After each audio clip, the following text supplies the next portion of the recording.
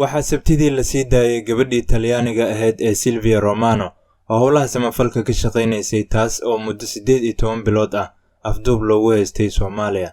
Waxaana shalay ay ku laabatay dalkeedii hooyo ee Talyaaniga iyadoo ka degtay garoonka diyaaradaha ee Piombino ee magaalada Roma. Silvia Romano oo 25 jir ah ayaa waxaa November 2018 rag lagu qiyaasay 8 nin oo hubeysan ay ka afduubteen tuulada Jakamaa ee koonfur bari ee Kenya. waxaana kadib la xaqiijiyay inay u gacan gashay kooxda Al-Shabaab oo lagu hayay gudaha Soomaaliya. Howlgal ay si wada jir ah u sameeyeen sirdoonka Soomaaliya, Turkiga iyo Talyaaniga ayaa la sheegay in lagu soo badbaadiyay Silvia Romano oo lagu hayay meel 30 kiilomitir u jirta magaalada Muqdisho sida ay faafiyeen wakaaladaha wararka ee Turkiga iyo Talyaaniga. Siideenta gabadhan afduubka lagu haystay ayaa waxaa qayb libaax ka qaatay sirdoonka Turkiga ee MIT iyadoo la arkayay Silvia Romano oo xiran jaakada xabadda celisa ee uu ku dheganaa calanka Turkiga. Ku-xigeenka arrimaha dibadda Talyaaniga Marina Sereni ayaa kanaalka LA7 waxa ay u sheegtay in sirdoonka Turkigu ay kaalin weyn ka qaateen howlgalkii lagu soo daayay Silvia Romano iyadoo si weyn ugu mahadcelisay.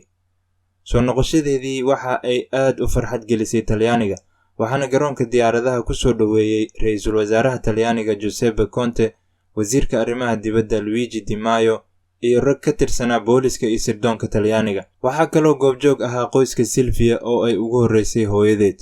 Gambalelada kaniisadaha deegaanka ay degan tahay Silvia Romano ee duleedka Milano ayaa la garaacay iyadoo lagu soo dhaweynayay soo noqoshada gabadhan. Waxaana la arkayay dad badan oo ka salaamayay daaqadaha guryahooda. Markii iyadoo xijaab xiran ay ka degtay Talyaaniga kadib ayaa waxaa durbadiiba arrintaasi ay dhalisay shaki weyn oo ku aadanaa in Silvia Romano ay qaadatay diinta Islaamka, taas oo dadku ay siyaabo kala duwan u fasireen, ama si iskeed ah diinta u qaadato ama ha lagu qasbee. Waxaan qaatay diinta Islaamka, mana jirto cid igu qasabtay inaan islaamo, ee aniga ayaa dooqeyga xorta ah ku islaamay. Ma jirin wax guur ah ama xiriir ah oo aan la lahaa kuwii i haystay.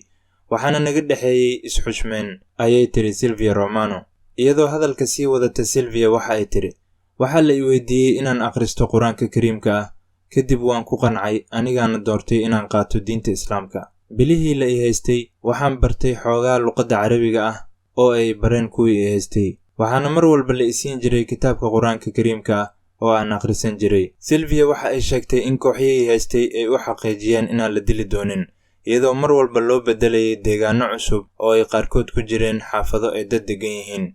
Laakiin warbaahinta kala duwan ee Talyaaniga, gaar ahaan wargeysyada ka soo baxa dalkaasi, ayaa siyaabo kala duwan uga hadlay siideenta Silvia. Wargeyska Il Giornale del Lunedì ee maanta oo Isniin ah soo baxay ayaa ciwaanka sare waxa uu ku qoray, waa dharbaaxo ku dhacday Talyaaniga, way islaamtay wayna ku faraxsan tahay abaallayda. Waxaan ka bixinay 4 milyan oo euro si aan u soo dayno, iyaduna waxay noo soo noqotay iyadoo xiran dharka jihaadistayaasha cadowga ah. Qaar Talyaaniga ka mid ah baa sii fogaaday oo baraha bulshada ku qoray inay sharaf xumo ugu filan tahay Talyaaniga in gabadhoodii oo iyadoo maskixiyan fiyow ay ku soo laabatay iyadoo waalan, taas oo ay ula jeedeen dharkii ay xirneed ee xijaabka. Warbixino kale oo baraha bulshada lagu faafiyey ayaa waxay iyagana sheegayeen in Silvia Romano ay uur leedahay.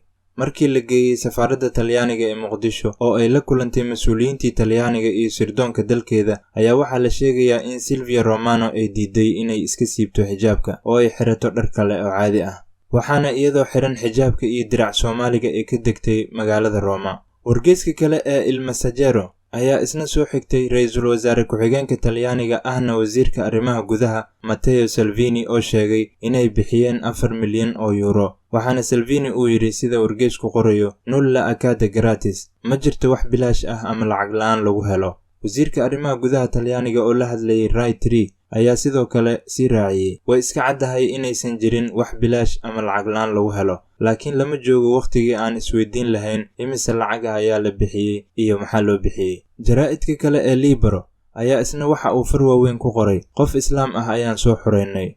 Xeer ilaaliyaha Talyaaniga ee Alessandro Rosson ayaa isna boggiisa Facebook waxa uu ku qoray, alla maxaan waddan yar noqonnay, che piccolo paese siamo diventati. Maraykanka, Ruushka, Ingiriiska iyo Shiinaha ma bixiyaan wax lacag oo madax furasho ah. USA, Ruusiya, Ingilterra, China non pagano riscatti. Waxa uu xusay inay sharaf xumo u tahay Talyaaniga inuu bixiyo 4 milyan oo euro si uu u soo furto Silvia Romano xilli dalka Talyaaniga uu marayo marxalad aad u adag. Isku soo wada duubo, Silvia Romano waxa ay sheegtay haatan inay aad ugu faraxsan tahay inay mar kale la midoodo qoyskeeda, iyadoo sheegtay inay dhowaan dacwad u qoran doonto maxkamadda sare ee Talyaaniga.